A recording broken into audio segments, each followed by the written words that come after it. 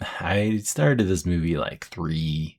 I think I finished it the fourth time because each first 10 minutes, 12 minutes, like I am trying to sympathize with Arnold, Conan, hmm and get into the movie, but it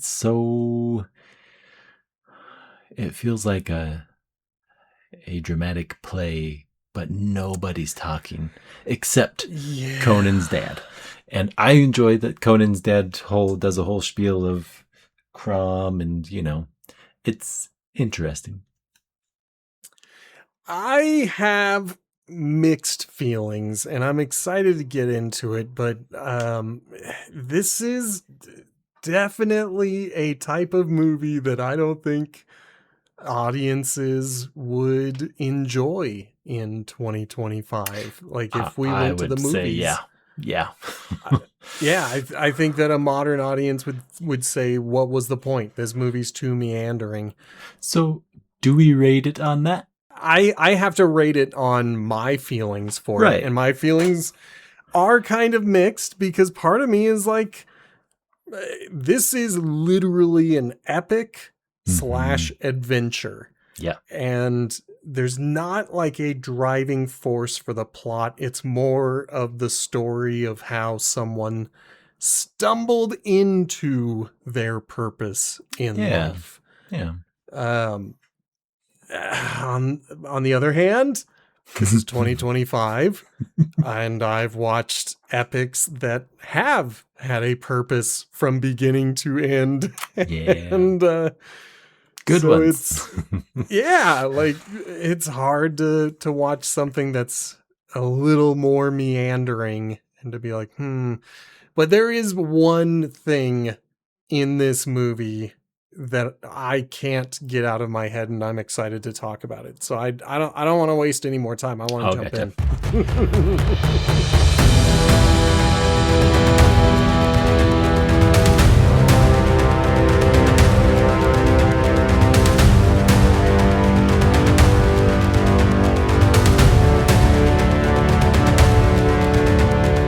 Hello and welcome to Potato Chip Pictures, the movie franchise review podcast. My name is Justin, My name is B. Sammy Davis. and today we are looking at the first movie in the Conan the Barbarian franchise, 1982's Conan the Barbarian, directed by John Milius, written by Robert E. Howard, John Milius, and Oliver Stone. Important because Conan first appears in the Howard short story People of the Dark in 1931. Conan would appear in 21 total stories written by that same author. But our movie, budget of 20 million US dollars, return of about 69 to 79 millions, comparing in 1982 to the top earner and a middle one. $10 million budget for E.T. and Poltergeist gets you Oh, 359 million, or 121 woo. million, which isn't, I don't know, particularly fair in the case of E.T., so I went with Poltergeist to get a hmm better sense. There wasn't there. I've got to take a look. We're talking 1982. Oh, never mind. I was about to say, wasn't there a Bond, but there was one in 81 and 83. Oh. So, yeah, 82. I thought there was another big movie that came out around that time because that movie or that Hmm. year was stacked with movies. And then you mentioned E.T., and I'm like, well, that takes out everyone. Like, Yeah. who else can possibly compete? I think there was a Star Wars in 82. Like, Maybe? maybe I don't know the dates very Return of the well. Jedi?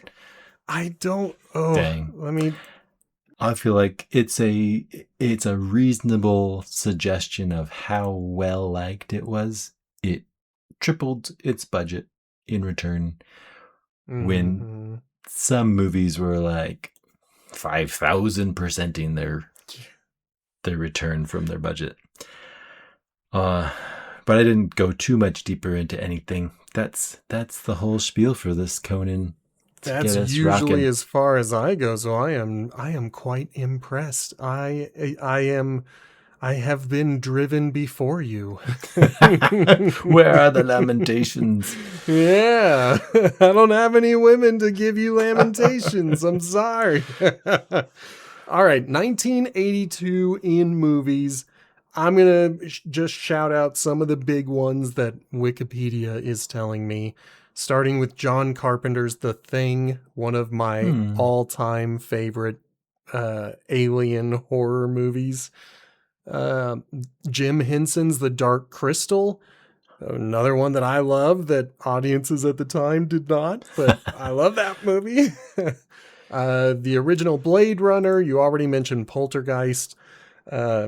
You already mentioned E.T. Tron, the original Tron, came out. Yeah, I think those are the biggest ones from that year that I am seeing. Interesting, because I only really know a little bit of Tron, the first one, and that's from also, watching the first 10 minutes a couple times. There's only a little bit of, what would you say, coincidental themes in that I feel like Tron, all the programs are just questioning, well, do you believe in the user? And here in Conan, they're like, well, do you believe in Crumb? And Conan's like, if these gods aren't going to help, then whatever. Like, yeah, get out of my way. Yeah, which is, I don't know if that's a... Well, it's crazy. I also see Star Trek II, The Wrath of Khan, which I usually say should be people's entry point into Star Trek. Like, not even the original series or the original motion picture. I'm like, skip all of that and go straight to Wrath of Khan. Make that your jumping off point for Star Trek. And that was 1982 as well. So I see a lot of sci-fi. And then I see The Dark Crystal and Conan holding it down in the fantasy department. I think it's a good term that I hadn't really thought of, the epic and fantasy. I think that captures how much you have to allow the fantasy world to have wizards and spirits and witches and snake people. And it's like, oh, okay. I mean, it doesn't have any basis in logic or sense, but we're here in a world with swords. And if the dichotomy and conflict is the power of steel and the power of flesh, I'm like, I'm down with that. Like, okay, which one should win? It is highly anachronistic because I think this is meant to be our Earth, but I think this is maybe late Stone Age, early Bronze Age, but for some reason they have steel. And since we are so far away and it's only word of mouth history from that point, and you've got like the Epic of Gilgamesh from that time period. Sure. Yeah. That's at least the mindset that I think the author, I've already forgotten his name, but Robert E. Howard. Yes, I think he was trying to go kind of in that mentality and that range, but at the same time he's quoting oh snap, Genghis Khan. He's with the crush your enemies thing, and he's got steel, again, a thing that's not going to exist for thousands of years. In fact, Conan's family is a northern tribe that has mastered steel and is still just living out in the boonies. Yeah, I think it forces us to say, well, if we bring in our objections at the beginning of the film, there's not much else they can do to to bring us back in. And I think the first 15 minutes are a lot of. It's tough. It's tough. I feel very similar to how I feel about the first, the first half.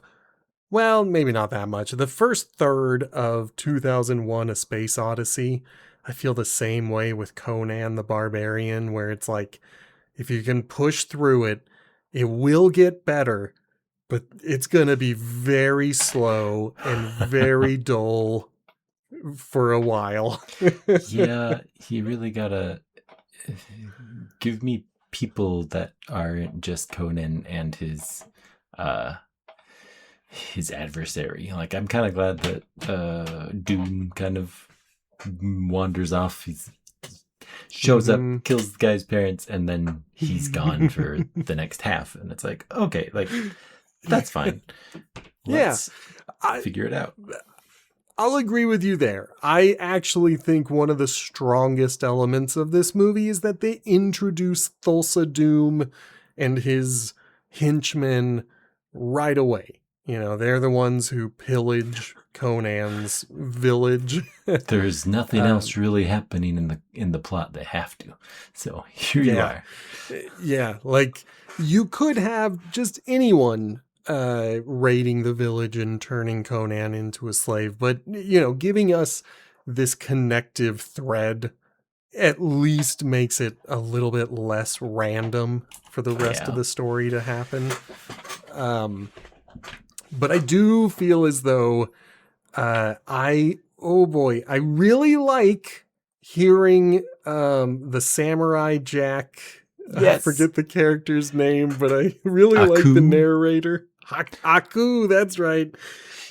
Yeah. When he starts narrating, it was a surprise in that. Yeah. Like, I haven't watched Avatar, but Samurai Jack is etched into my memory, and Aku's like, hey, guess what? This is my bud. So Aku is going to tell us the story of Conan. We see old man Arnold Schwarzenegger, like, sitting off in the background. Or maybe it's just a silhouetted Arnold at the very beginning. At the beginning, silhouette. The point is, we get one bit of narration, and then we cut to the father talking about Crom, but it feels like another bit of narration. Admittedly, there's a character on screen delivering the lines. It just feels like more. So I was truly like, I don't even think we were 5 minutes in, and I was like, oh my gosh, this is taking forever. This has to start. It has to start. Yeah. I don't even know if I really take it in like acts, because it kind of has it, but that first bit is the prequel to the movie. Like, this is the origin story and the adventure of Conan, like the first adventure of Conan. But he grows up in the north. I'm willing to say that his first act goes from the beginning of the movie until he leaves the cave of the old warrior. I think that encompasses, for me, the establishment of the character, still not establishing the story. Like, the most we got from the story was Thulsa Doom, the voice of Darth Vader, with the blue contacts and the long wig, and everybody's got these long wigs. And before we talk about everything else, I do have to say, it's burned into my head the sexy beheading that he does with the look back. Spin around. He's looking over his shoulder, maintaining eye contact. Then he looks down, and then the spin around and chopping off of Conan's mother's head. And then also, Conan is so dumb throughout all of the first act. Yes, Like, I was going to say later on, there's one part where I was like, oh, good job. Golf clap. Good job. yeah. But for most of it, he's got the emptiest of eyes. Like, he has no idea what's going on around him. He's just impressed by all of the lights and colors that he gets to see every time he opens his eyes. Yeah, And he's a big brute. And I think he's a if big we, brute when he's a little boy, too. Like, he is forever just a big dumb idiot in the first act. yeah, the beheading, I think I can only retroactively justify it in saying in the future, Doom has a sway over people and Mm-hmm. can tell them to jump off a cliff. And Mm-hmm. this is the only way I could say that he hypnotizes her to stand still so he can behead her. And that's as far as why he's looking away so weird. But it's Yeah, still I can. awkward. First watch It is is like, very what are you? awkward. This is 30 seconds of looking before we. Yeah. Wow, James Earl Jones is really putting on the sexy face. I did I not don't know. think that his eye color was real. I thought it was Yeah. probably put in on the film or something. But it Oh yeah, it's is. definitely contacts.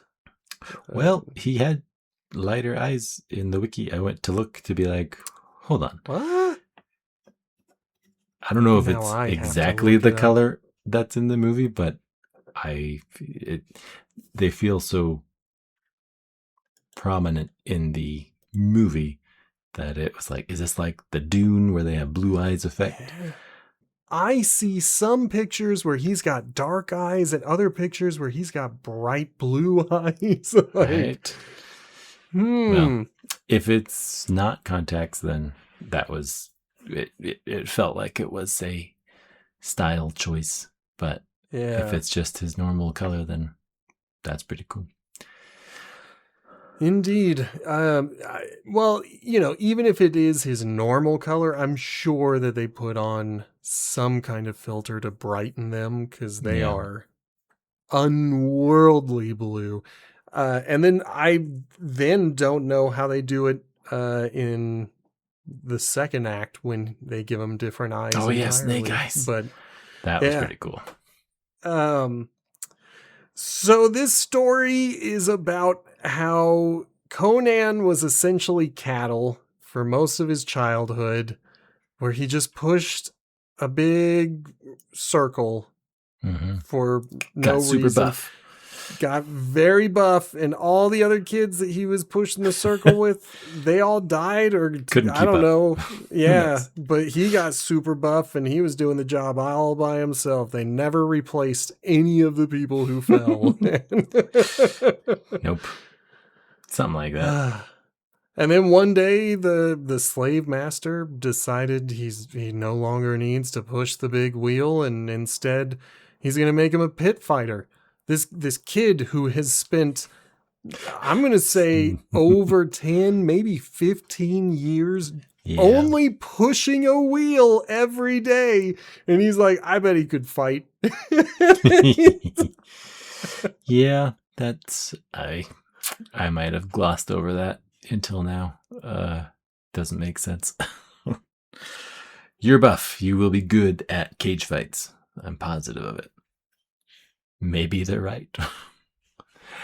I mean, it's lucky that he is right. And, I think it spends. The suggestion is that he becomes super good at it, and kind of like a gladiator, and eventually gets freed. But I don't quite recall if the free was like a God's crumbs will happens or no. Okay. happenstance. So no, it's not even that. Like, it's they mention it. It is kind of a throwaway thing. He gets really good at pit fighting. Hooray. I'm kind of hating Conan at this point because I'm like, he's dumb and he's good at killing things, and I'm supposed to be like, yeah, he's my hero. Like, I really don't care. But then they take him to the east where he will have access to learning.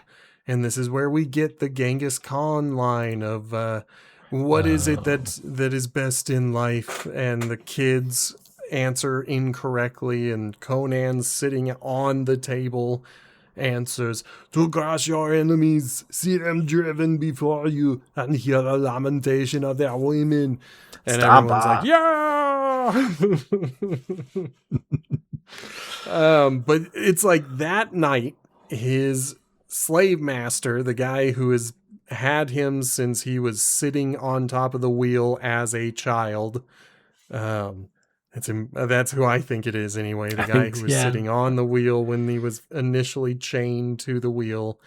That guy gets drunk one night and chops off the chain holding him.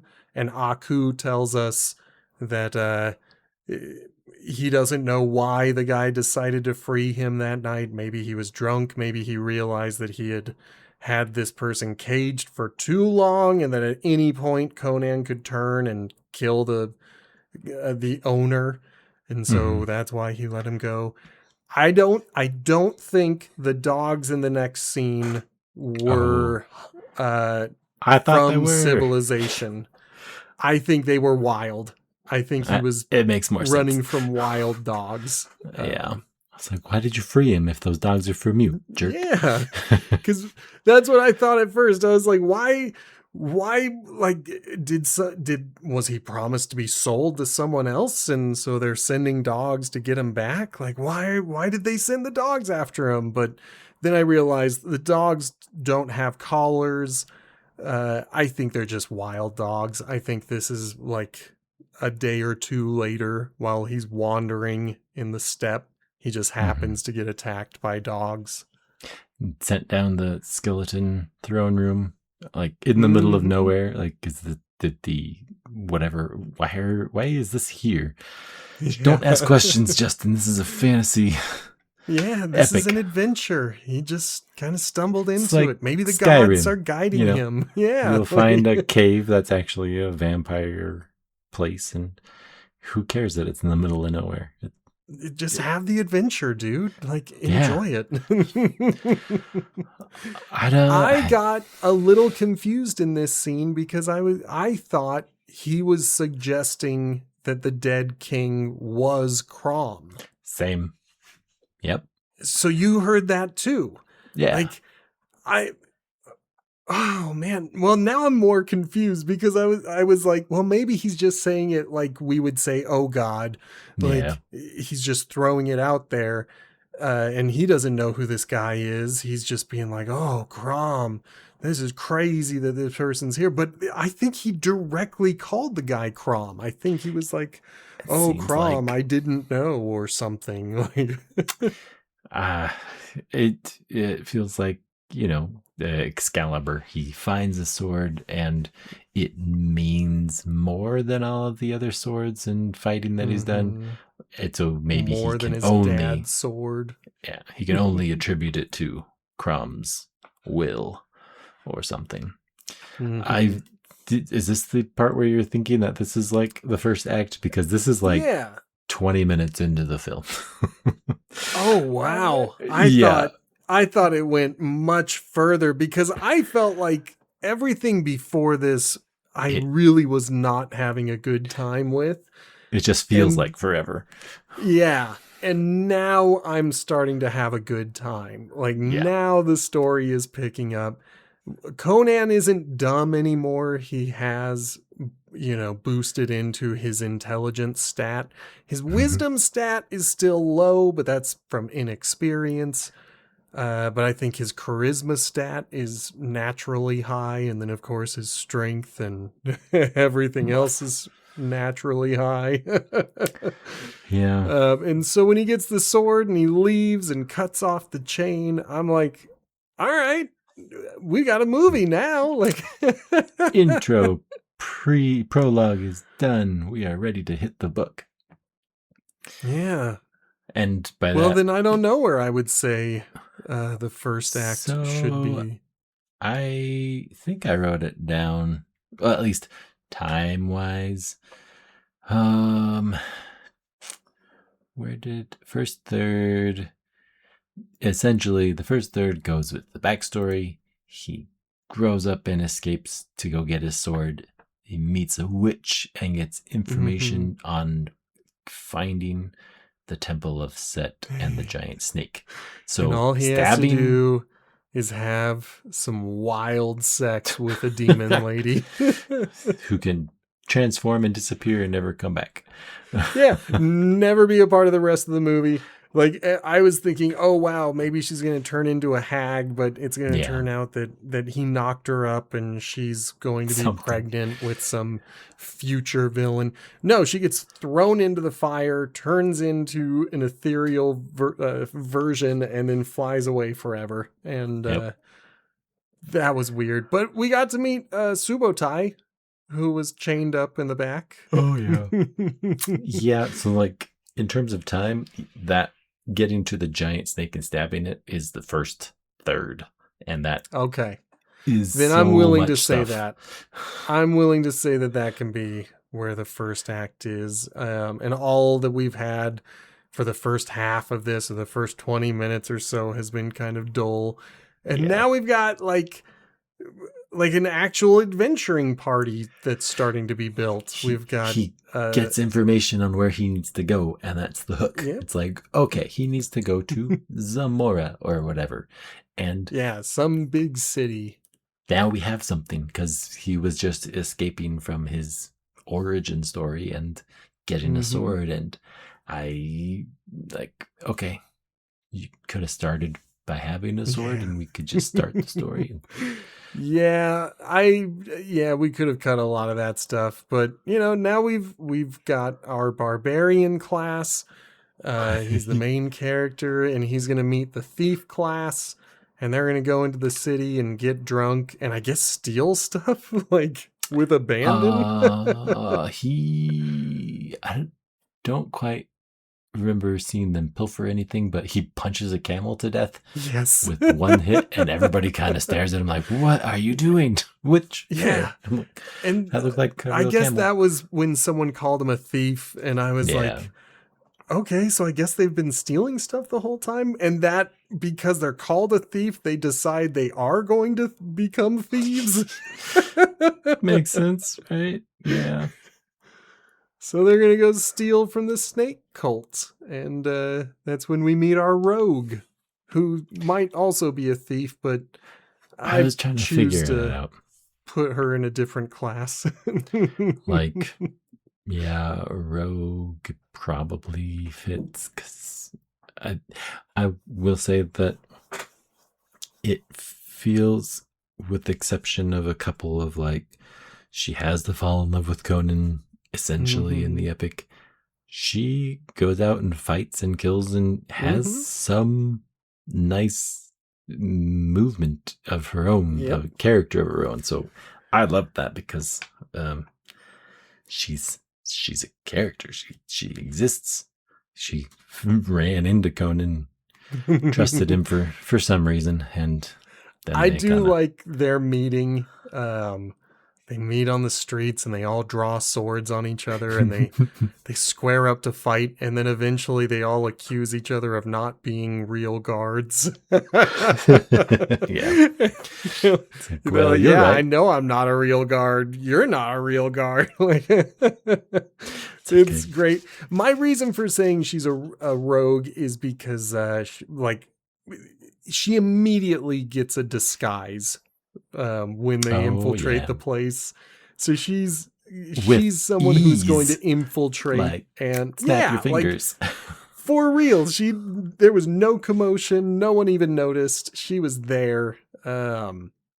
So that's why I'm going to put her in the rogue class. Yeah, she still likes to steal, but I think she's more action focused. Yeah. Um. Yeah, so okay. There is something from this infiltration that I loved and want to rave about, but I'll stop you if you want to get me there. About the infiltration itself that we haven't said. Mm-hmm. Well, I'm just trying to anything think. on this, the next bits. I don't want to leave the snake is the point that I'm making. Oh, no. I think there's a bit to say there because they're, I don't know if they specifically reference Doom, but it's like, okay, we get an idea of maybe a bit more where this group of I don't even know what they're trying to do, chanting death cult type stuff. Leading up to that, I think it's a fun commentary by Conan that civilization smells bad. I'm like, yeah, that would make sense in 1200 BC or whenever or earlier. But yeah, Although go I ahead with the will infiltration. say, early Bronze Age civilizations had already figured out plumbing. There's evidence that is one of our first city inventions. Like, A we main didn't concern. start doing cities until we could figure out how to get rid of our crap. Like, That makes sense. but still, funny joke. Haha, I like it.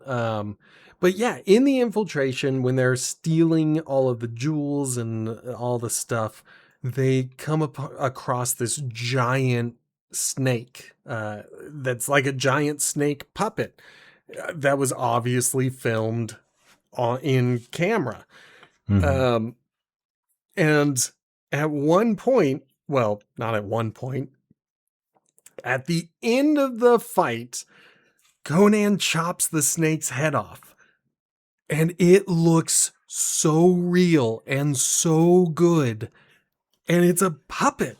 But it looks like a giant snake was beheaded. Oh man, it looks good. 10 out of 10 on that special effect. I can't get enough of it. It's incredible.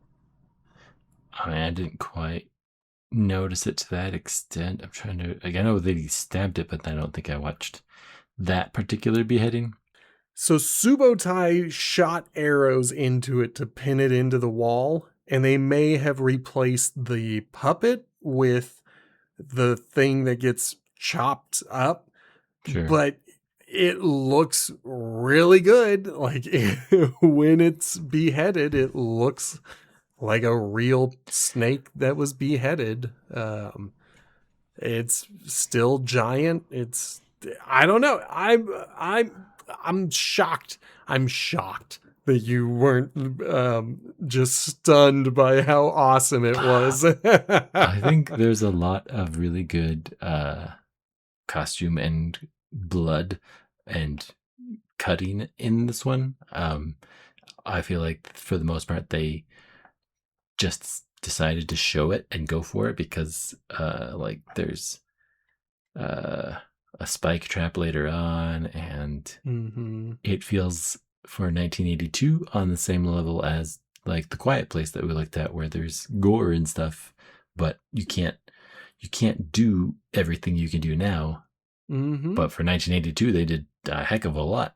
Oh yeah, they did a shocking amount of special effects that looked so good for the time. There's really only one thing, well, two things that I kind of hated, but otherwise I was kind of surprised that this was a 1982 movie for how good it looked. But yeah, our heroes get away scot-free and they go to celebrate their victory. For a long time, I was trying to figure out, it felt like, because the narrator says something about, success and like, was it just this one success? Did they become this group was of their thieves? one job, and they just hung around the city drunk all the time. I was like, seems like you a guys are bad so move. bad at this. Yeah, I did think that was funny that what's her name, the rogue? The wiki calls her Valeria, but I don't remember Valeria. her being named. Or Same. maybe I was someone like, calling her Val. Like, I don't remember. Well, after they've stolen the stuff, like she moves her hand to try and get the giant gem right in front of Conan. So like it's an odd choice, but for some reason it has to happen so that they can start making out and Mm-hmm. just link up together right from then on. And that's probably the weakest part of my feelings of this character. Yeah, they fall immediately in love after one heist. One Yeah. heist and they're already Bonnie and Clyde. They are mad for each other. And later on in the movie I'm fine with the relationship, but early on it is very kind of jarring. Like they don't even know each other. They succeeded once and now they've just been on a bender and they're gonna say Yeah. they're in love. They're gonna provide a cover story for Subotai when he's not arrested by the king, and they're like, "Oh, we're the three of you." It's like, the other guy died. Like, Yeah, okay, he was killed. Then he's immediately brought inside. yeah, But I did like that. It was a good small touch. It was a good, there is honor among thieves. Like they're yeah, gonna back up their friend and be like, if he's gotten away, we're not gonna snitch. Like yeah. keep your mouth shut. I think for the purpose of the conflict, the king has to be happy with them and offer them Mhm. more to get his kidnapped princess daughter back. Um, Yep. Like, okay, I think they make it interesting in the king saying that, I can't remember how he says it. It makes the king admit to having been a thief and Hmm. making all of his way up to be a king. So he's I not mean, gonna. his title is King Osric the Usurper. Like, he Oh, wasn't. He's not someone who was born into this life. He took the throne. interesting. I must have not been told that by the dialogue. But I was told that by the dialogue. That's what I remember. What? Thought you were looking at the wiki. No, because they don't say it in the wiki. That's just what I remember from his introduction. And I was like, oh, so maybe he's the Usurper. usurper because the snake cult put him on the throne. And then very quickly Mm, he's like, no, I hate the snake cult. Like, I'm going to give you guys as much of my wealth as you want. Just go get my damsel in distress daughter. Um, and I do like his line about how eventually the throne room becomes a prison. And I was like, ooh, ooh. And so yeah, he's like, that's what made him interesting. yeah. Mm-hmm. And we're never going to see him again either. Another very interesting character, and we're done with So, him. I mean, maybe I haven't played enough Skyrim, but it feels very, this location has this person, and then they'll never leave this location. If you never go back to it, you won't hear about them ever. Yep. Yeah, so Conan, he buys into the Quest. sob story, Quest. all that learning. Yeah, he's ready to quest. He's ready to go on an adventure. He'll even abandon his party to go Yeah, on this that was adventure. pretty lame. I was like, well, you guys just totally bonded somehow, and now he's gonna ride away in the night. Like, Yep, Val just was go getting solo. so much dialogue to be like, hey, let's just take the jewels and not get the princess. And it's it's fun. I enjoyed the fact that Val was there to be suggesting alternatives. Like, they have some Mm-hmm. honor, but also like, we don't have to do this quest. We could just leave. Yeah. This place sucks. Thulsa Doom. His last name is Doom. He knows what he's doing. Yeah.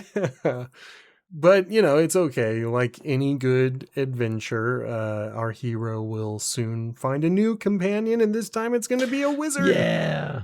Except I'm much more disappointed in Aku screen time than I am his narration. I love his narration, but man, I don't love the wizard.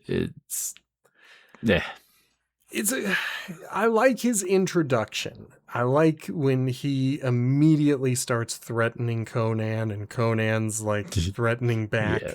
And then they just start laughing and they're going to hang out together. I'm fine with that. I'm a sucker for a trope, and that's one of those tropes that gets me. Yeah. But I'll agree with you. After that, his on-screen performance is so lame. Yeah. Compared to the picture I had in my head from his vocal narration. So good as a narrator. Oh my gosh. It's just such a like tactile voice, like just so recognizable. Well, and it seemed so thoughtful. He seemed like a, someone who really was powerful and in control. He like runs away screaming from all of his stuff. Yeah. Like he's not good with the spirits that he's kind of chummy with. Like, and we'll have to get back to that after this next piece, because the effects of the ghosts back at the wizard hut, not bad. Yeah, okay. That's the part I wanted to. That was the second thing I wanted to talk about. So I do want, before we get there, I want to get to the first thing. So we do have to talk about the first mountain infiltration. Yeah. He's not dumb. Actually, no, this isn't the first thing I wanted to. Oh, no? Okay. No? Yeah. Let's go ahead and take me to the mountain of power. So like Wizard and Conan kind of, they do chum up, and Conan is still set on his quest to go to the Children of Doom, where we assume Doom is, and he asks the wizard if any flowers grow around this place, and like the wizard's puzzled and I'm puzzled, and then it's like, I don't understand. He gets some flowers, and then they laugh. Yeah, and why? He gets flowers and takes them with him, because we've been seeing the Doom's children's with beards and long hair and flowers. I'm like, is this pointing towards like the 60s? Like, these are all cultists. He goes to there with some flowers and he blends right in. I think it was such a decision to be like, Conan's thinking ahead so he doesn't stick out. And I mean, maybe that's as far as he thinks ahead, but wow, good development, man. Well, and frankly, for a solo infiltration mission, I think he gets shockingly far.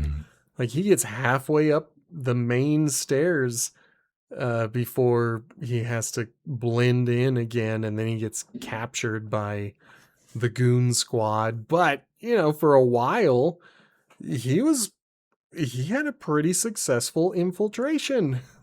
Yeah. And I don't think they recognize him at this point, but those are the two guys from when he was a kid, parents died. So, honestly, I think they know that he's the one who stole the gem from them, but only because he's been carrying around that jade pendant. Like a big dummy. Yeah. Like, here's the evidence of the thing I stole. Look at this thing I stole from you guys. Yeah. They unmask and catch him, and he talks with Doom. Doom commands somebody to jump off a cliff to show power of flesh, because he knows about the riddle of steel. And it's an interesting bit of like world lore. I kind of don't take Conan as our world. Like, if there was a weird creature that walked on screen, and I would think closer to Star Wars world than our world, because none of the other names make sense. Like Crom, I have never heard of Crom. But Doom doesn't really consider him a threat, so they just take him out, get rid of him, crucify him at some tree place. I wrote it down. Tree of Woe. Yeah. And it's a failed Pretty infiltration. good name. Yep, so he failed, and now he is going to be hung up on a tree. I do like that in addition to the ropes that are tying him up, the spikes go through the wrist, which is where the spikes should go, because there are a lot of little hand bones, and if you put the spike in the hand, big heavy body will just rip through it. But yeah, in the wrist, that'll support the weight better. And again, I'll say the movie gets slow. It's interesting watching him capture a vulture. I was not expecting him to bite it. Yeah. I was like, okay, all right. I bet that tasted terrible. Oh, yeah. Because vulture meat famously is not good. Oh, I mean, but it kept him alive just long enough for his original party to rescue him. So I think, I mean, it's understandable to split them up in the movie so that you can have someone to come get him, so not everybody's captured. Okay. But yeah, then we get to the spirit scene. I feel like Aku just like sets it all up, but then is so scared of the spirits and can't help out.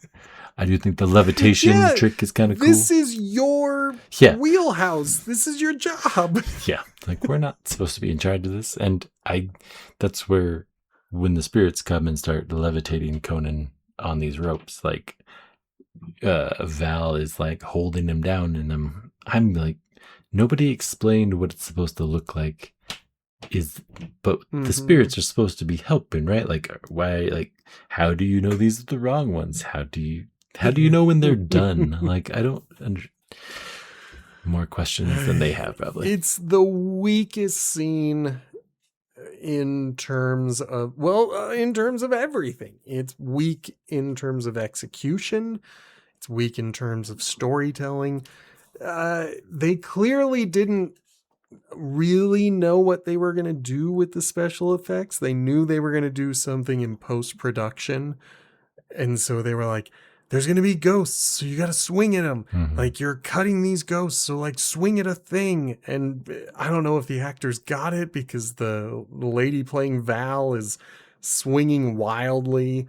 Subotai occasionally stabs at something, and that looks okay in the animation. But then they have what looks like crayon-colored animation for these spirits, and I just don't like it. I don't think it looks good. I don't think the scene is good. I don't know.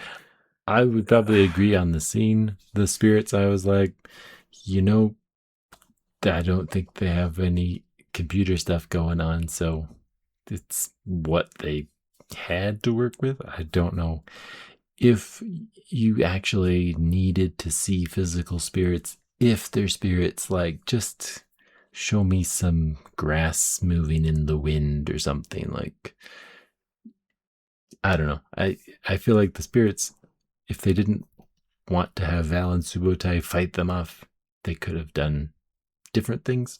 But I think that's why they're penciled in, so that the party could save Conan from the spirits that are supposed to help him. Like, no other spirits show up, so these are the ones that healed him. I don't understand. Yep. Although she does. Okay, maybe that's it. The wizard says there's a price to pay for healing him, but I feel like if the price was more immediate for Val, then he gets healed for that. I almost feel like that was a bit of a throwaway to justify what's coming up next. Snake arrow. But at least they had something in there to be like, yes, you can save Conan, but it's gonna cost you. And but we get our second infiltration, and this is my second thumbs down part of the movie. You don't enjoy that this is probably more gore and nudity in a 80s film than we've had in any of our other franchises? I mean, the orgy is fine. I'm never gonna complain about getting to see boobs. The part okay, there were two things that just ripped me out of the moment because building up, it actually is pretty good. Like when they're Yeah. getting into the kitchens and then they're Ooh. getting in Does and the the kitchen orgy have- is going on. Does the kitchen have people? Like, it has people working in there, but we don't see what they're cooking yet. well, the It's wall not is until like, they start stirring the pot that we it looks see like what's people, right?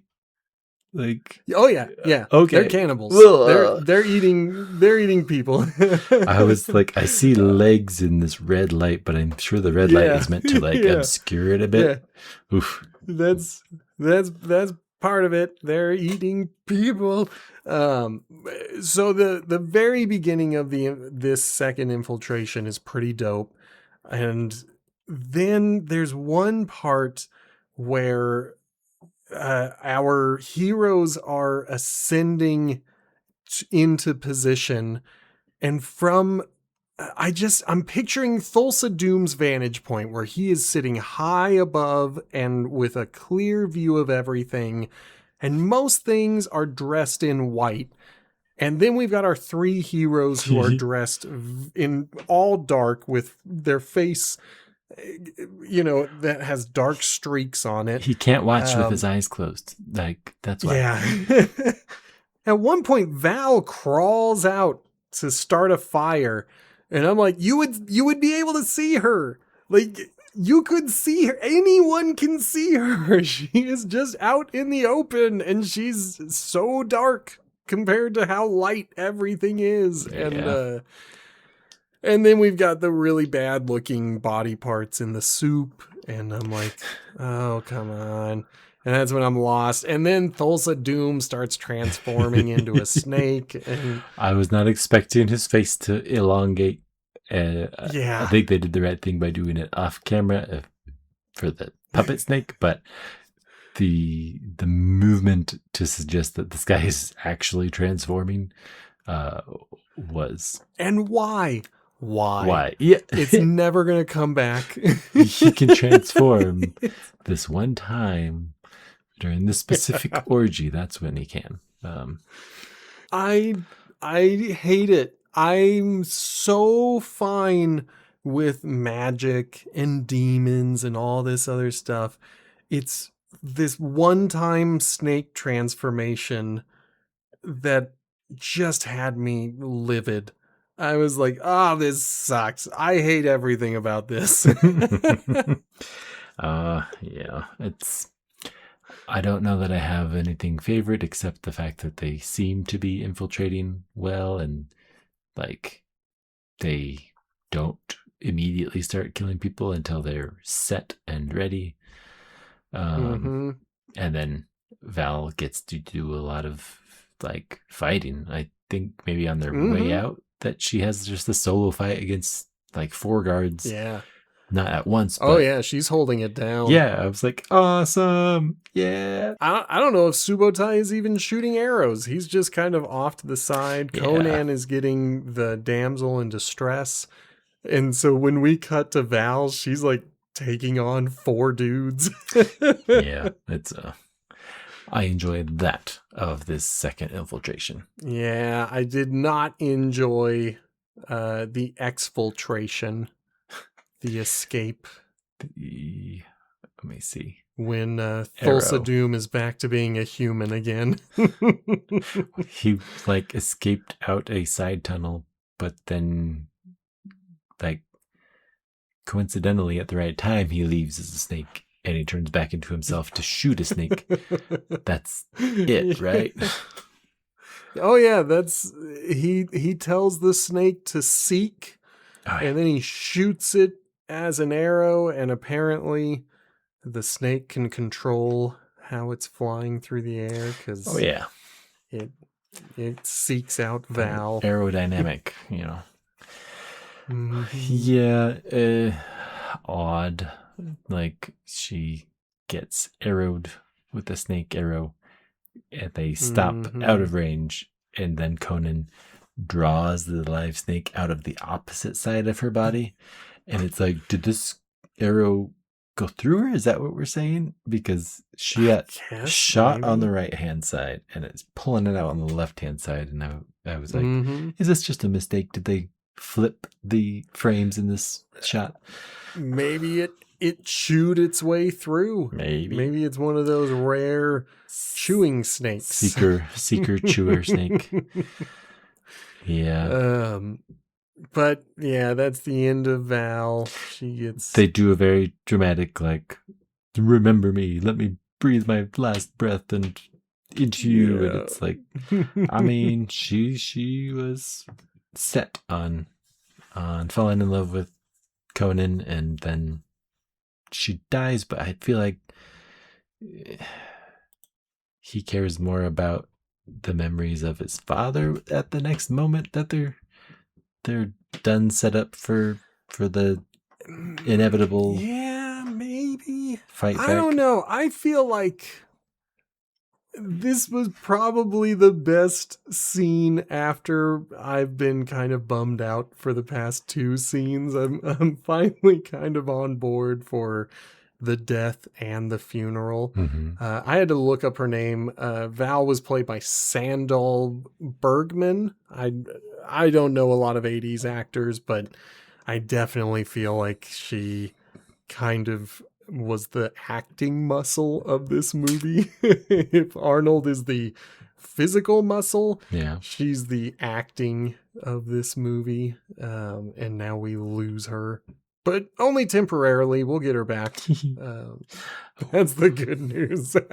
When the fires of the funeral have brought Dulcedum to the arena of booby traps, two dudes versus what, 12. Before we get to the booby traps, we got to point out the really great line of Subotai returning to the wizard, to Aku, and Aku is like, "Why do you cry?" And Subotai is like, "Because Conan will not." It's interesting. Oh man, the toxic masculinity of this movie. Conan is strength. Yeah, I think, is that before Arnold gets to talk about his father's memory? I feel like I don't remember to count I don't remember any of this stuff about his father's memory. I wanted to count how many lines Arnold has, because for 5 sentences he feels like a person instead of a character.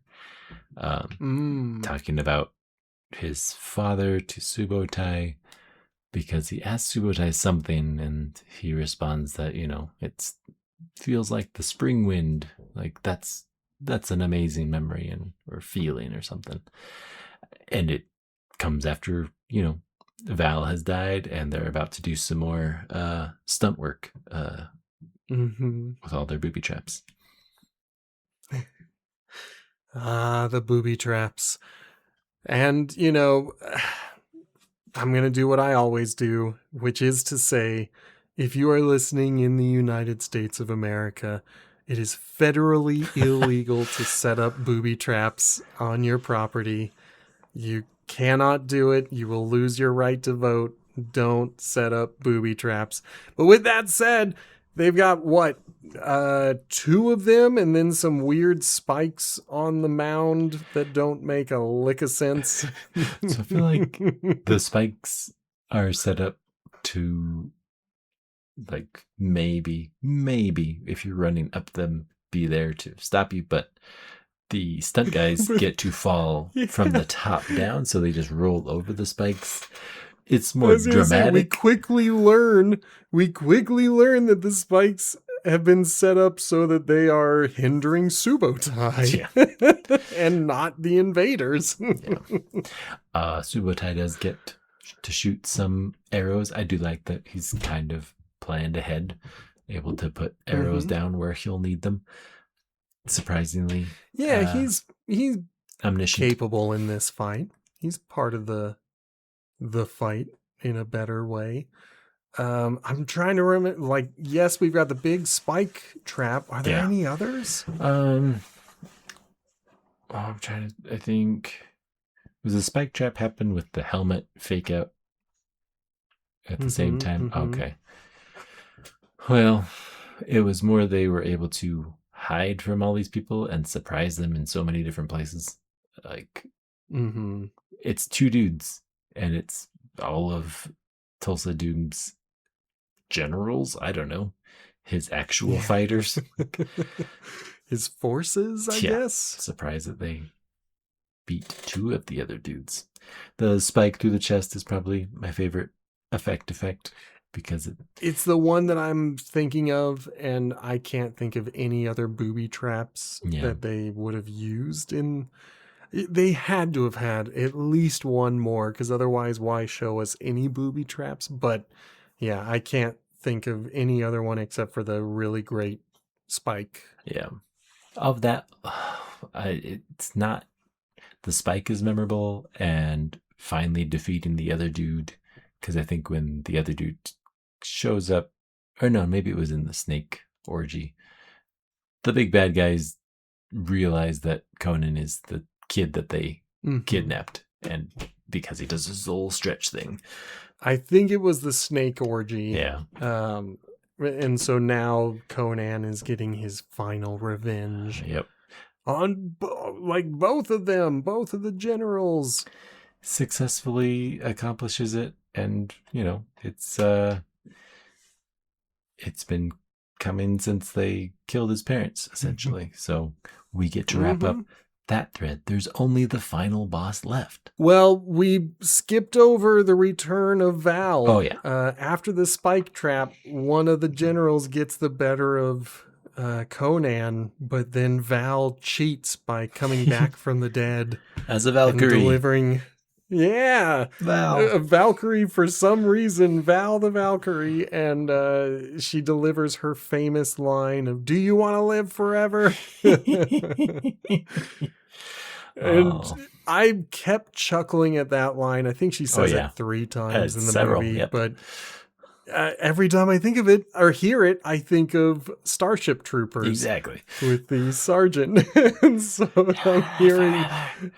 Oh, yeah, I'm just like, oh man, this line has been passed around for a long, long time. But she comes back as a Valkyrie, and yes, okay, that's all I wanted to say is she came back from the dead. Conan kills the other guy, and now you are correct. He's got one last dude to go get, and that dude is ready to turn his snake cult into a suicide cult. I'm like, is that what he was queuing them up to? Because they all just have fighters. I think so. Yeah, and I think he's talking about, like, now's the end. We've come to the end. It's time to do what we've all been talking about. And I'm like, I don't think you've ever talked about a suicide pact. And they've already got the princess back, right? Or no? No, they failed at getting the princess. I thought they had her. She just follows Conan. She's all tied and up. Starts walking up the front. Well, at the place where Subotai and Conan fight, she's chained up. And I think maybe... She is the bait. Yeah. And she is successfully protected. And then when, Conan goes for the final battle, he frees her. Oh, yeah. And I think he even says something like, go home or go wherever you want to go. Like, you and I are done. I'm going to go kill that guy. Thulsa Doom. And so in this scene, the most striking contrast is you've got her slowly coming up the stairs. And then from behind, you've got Conan coming in, slicing some people up because they're distracted by her, it seemed like. Yeah. And I don't think it's an intentional distraction. I think Conan's like, I'm coming up to kill you, and Thulsa Doom is like, there she is? Wait a minute. And yeah, I'm pretty conflicted about this final sequence because his revenge. I mean, he gets the revenge. There is a good beheading. The cult disbands. The spell is broken. He does an Olympic sport to burn down the palace. That's the low point. I think the actual confrontation is kind of the same as the beginning when he hypnotizes the mom without saying a word and then strikes her down.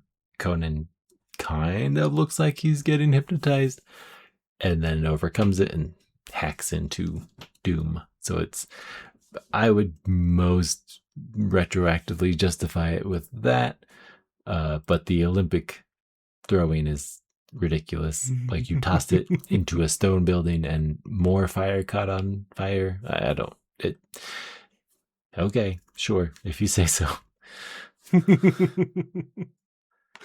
It's so weird. But whatever. They decide to go home and we get one final bit of narration. And then we get to see old man Conan with Arnold so with a much gray cooler. beard. I'm like, okay, if that's the Conan we maybe get, like, that Conan looks like he has funner stories. Yeah. I do. Well, and I'm pretty sure the opening narration promised us that we were going to have Conan the ruler, Conan the one who was, leading an empire. And that's certainly not what we get by the end of this movie. No, not so much.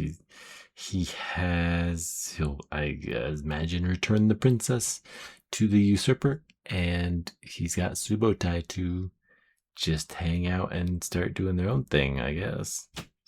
Well, and Aku's going to come with them too, because he's going to eventually become the scribe. The narrator.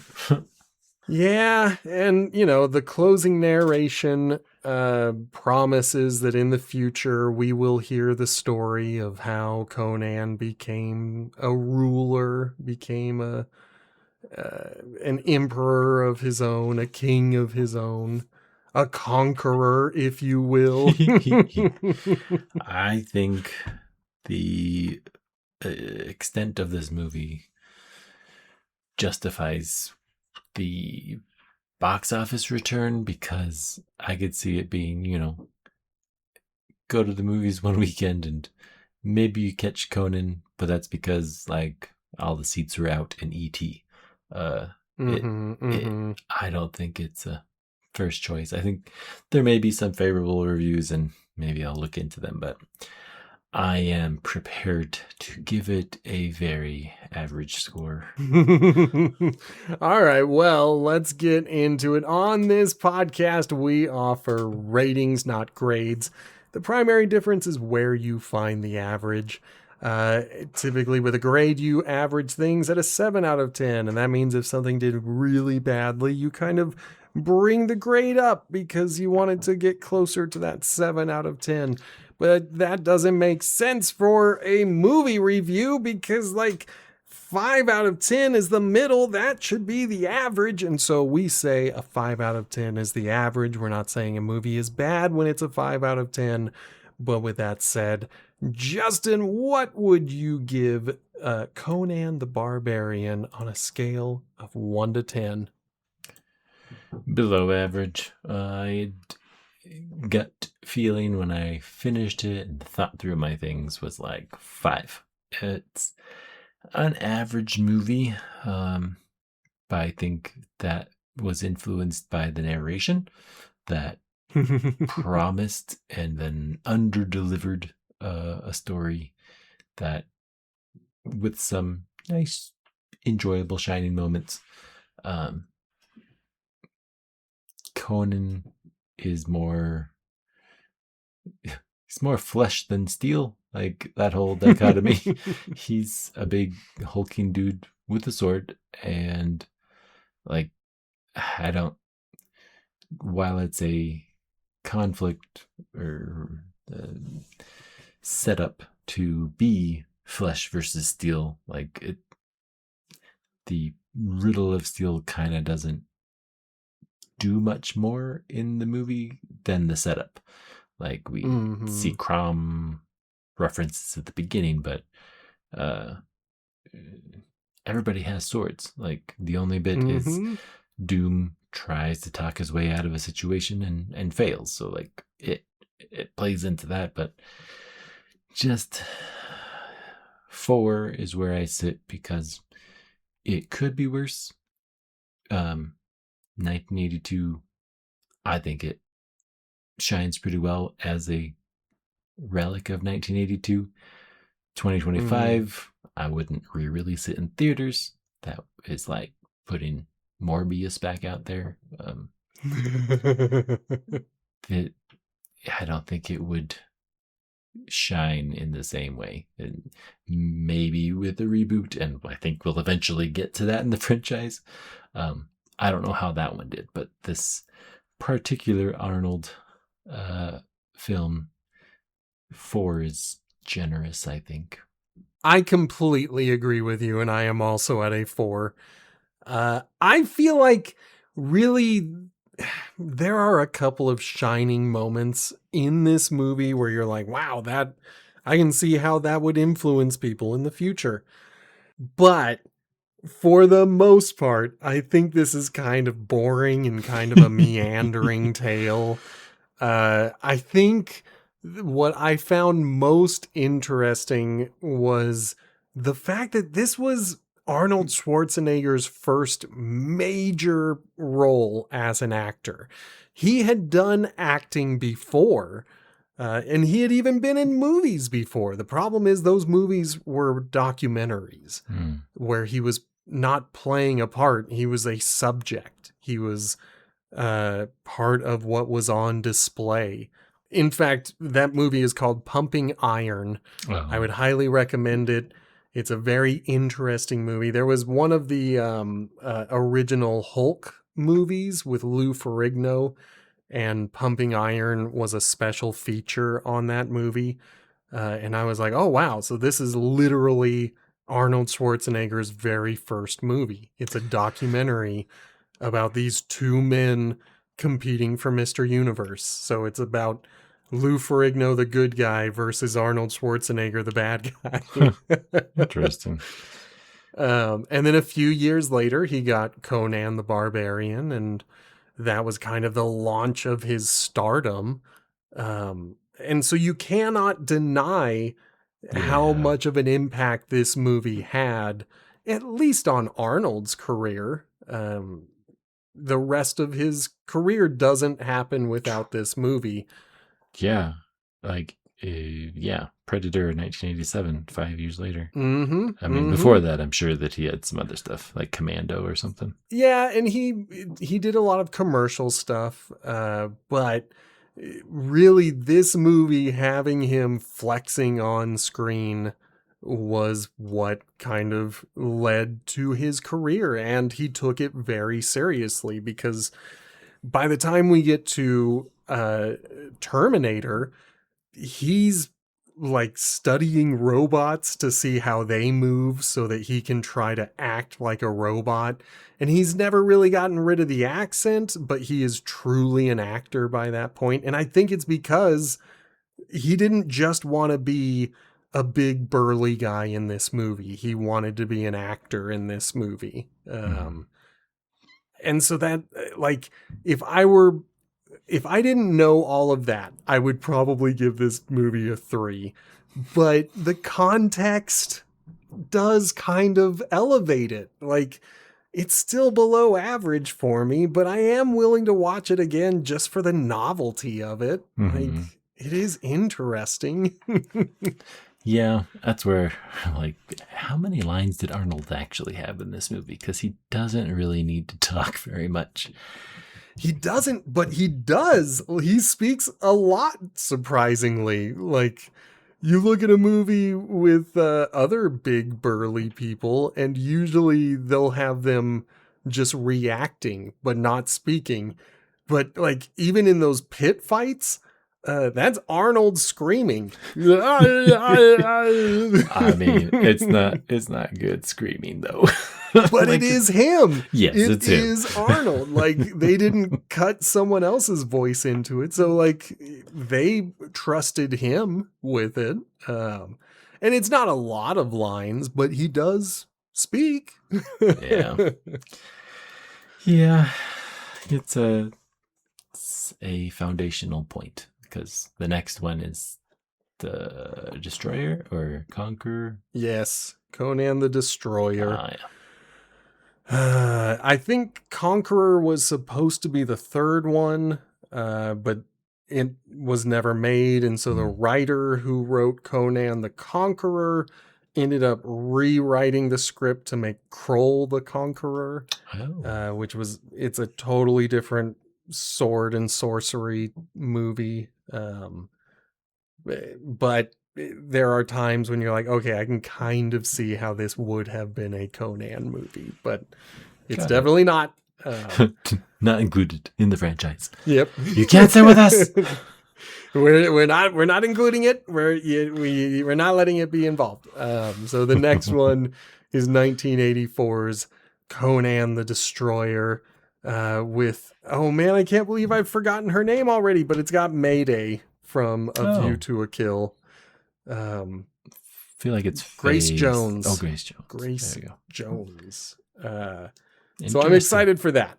I'm excited to see Mayday again. And you know, that's going to be an exciting time, and we'll discuss it more when we get there. But for now, if you have enjoyed yourself, make sure to hit the like button, leave a review or a comment. Do any of those things that your podcatcher allows you to do, and that helps us out a whole bunch. Another way to help us out is to share the episodes with your friends and family. If there was something you liked, you can share it with them. If you know someone who loves Conan, I don't know, let them hear what we had to say. We didn't love it, but we were, just a little bit below average on it. Yeah. And, you can send it to them and have a conversation about why we were so off base with your friends. You can also find us on TikTok, Instagram, and YouTube, where we post shorts from each episode if you just want to share a bite-sized chunk. And if there's anything that you want to say about our takes, or if there's a franchise you want us to look at, send us an email at potatochippictures@gmail.com. And I think I've got to sign out for this particular franchise, unless you've got one. Is it Crush Your Enemies? Or No, but that's a good idea. What I was going to do, because at least in this one, and I'm pretty sure in the next one, I think all of them end with Aku saying, but that is a story that will be told another time, or something like that. And so this is how I think I'm going to end it. Next week, we are going to be watching 1984's Conan the Destroyer, but that is a podcast for another time. Goodbye! Bye! That works, yeah.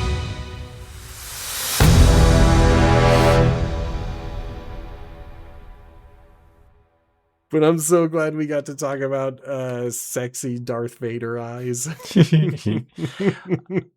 feel like he's just a backdrop of a bad guy. Like, he can command people to die, but like, he doesn't last in a sword fight, as evidence in the end. He has to hypnotize people to then cut them with the sword. He doesn't, I don't know.